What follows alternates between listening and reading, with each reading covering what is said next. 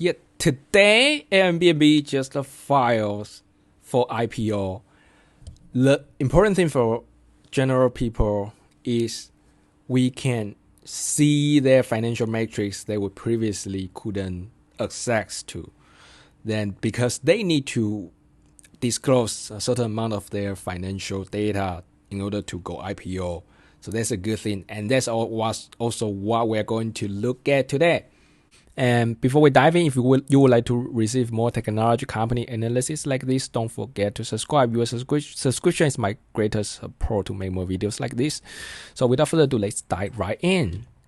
Airbnb started from Brian and Joy and their first hosts. And it's been a while since they started their company. So let's just look into their straight financial metrics.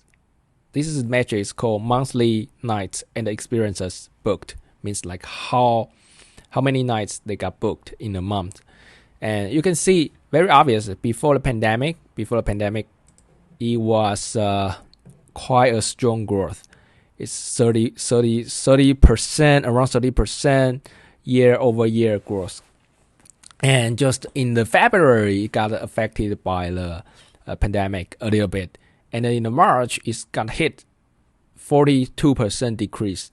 And in April and the May and so on, it basically decreased a lot. But this is the booking before consider cancellation. If you consider cancellation, basically it's even more dramatic.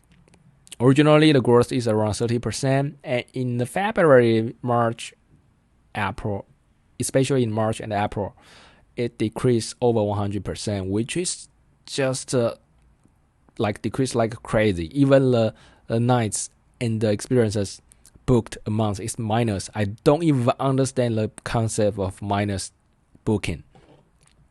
But interesting thing is, after June, it seems kind of recover by a lot. Its year-over-year change is minus 30%, which is much less than what I expected. I think a lot of people expected it should decrease more. That means a lot of people started travel. Maybe they travel in the local area, which I don't really know. That's interesting data. And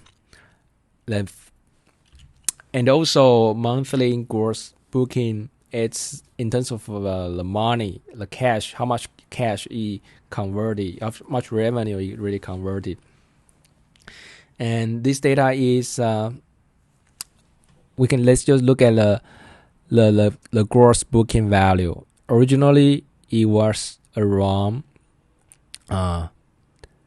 3 billion, and the growth compared to last year is very stable, 30%, until the pandemic showed up, and it certainly decreased a lot. Even the value is minus.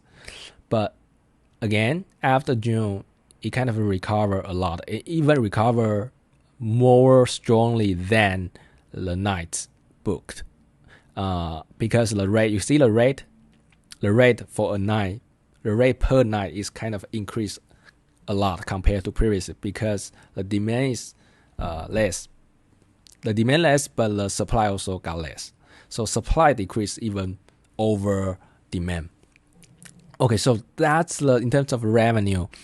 In terms of the booking value, it just decreased around 15 to 20%, which is less than most people expected, to be honest. Okay, so that's just the financial data we previously couldn't know. Now we can know because they need to file, they need to disclose those metrics to go IPO. So that's all I want to share with you today. If you would like to receive more technology company analysis like this, don't forget to subscribe. And other than that, I will see you next time.